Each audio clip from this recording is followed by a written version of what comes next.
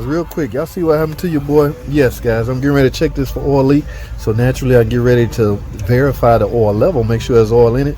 Guess what happened? This sticks on me. I try to work it out, and boom, this happened. So because this happened in my possession, I'm responsible, right? Yes, I can only assume. So we're gonna try to get this out.